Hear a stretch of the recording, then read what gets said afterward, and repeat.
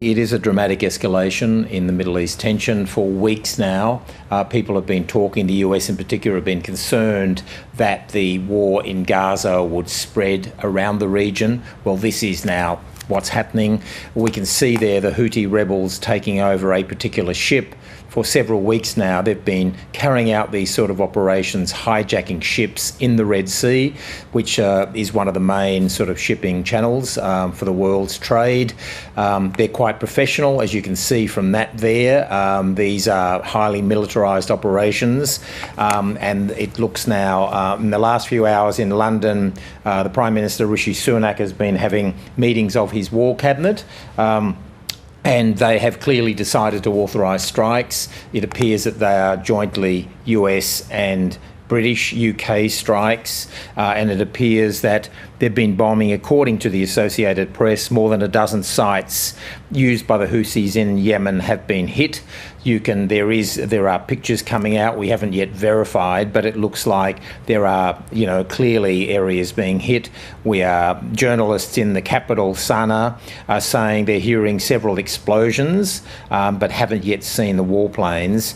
And the targets would probably be about 10 or 15 of the main Houthi sort of centres and headquarters in the area. So for weeks now, the US has been suggesting they may hit back at the Houthis, and the Houthis are now saying, before this happened, they were saying in the last few hours, one of their leaders, that, we will not hesitate. If there's American aggression, then we will hit back in kind. We might just listen now to one of those Houthi leaders.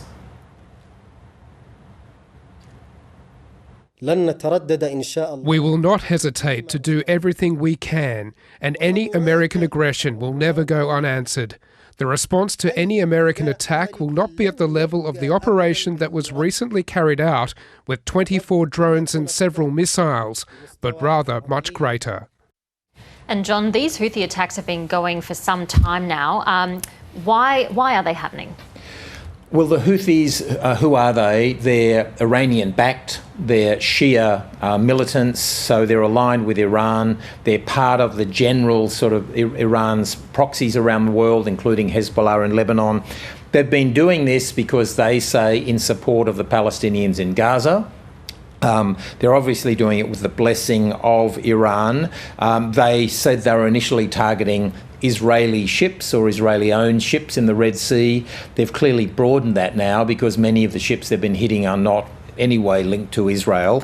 And in the last 24 hours or so, the US Central Command said that it had been escalating. They confirmed that the US and UK forces had shot down 18 or so attack drones, 2 anti-ship cruise missiles and 1 anti-ship ballistic missile. So what's happening now, the breaking news is that clearly the US and the UK have decided they are going to go into bomb parts of Yemen and try to hit Houthi targets. So it is a major escalation in the conflict in the Middle East. Yeah, and this is a really delicate situation, obviously. I mean, what have the US and the UK had to take into account here? What are they sort of balancing?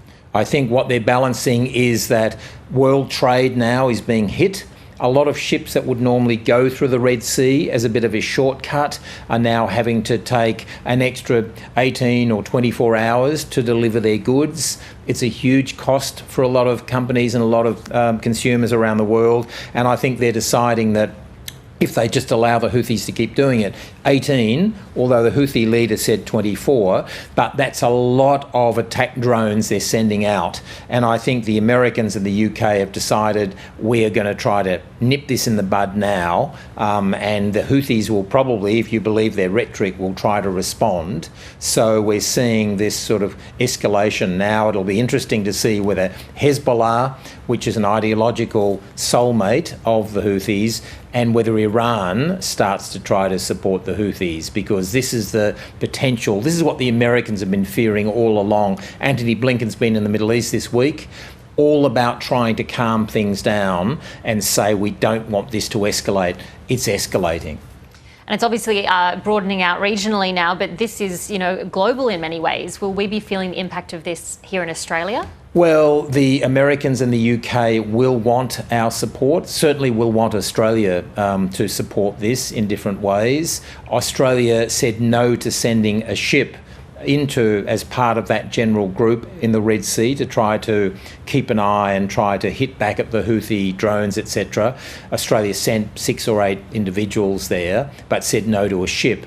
Now I think the US and the UK, if this does escalate, will probably say to Australia, you have to make more of a contribution now. So we're seeing the beginning of this new phase of war in the Middle East. Global Affairs Editor John Lyons, thank you so much for the update.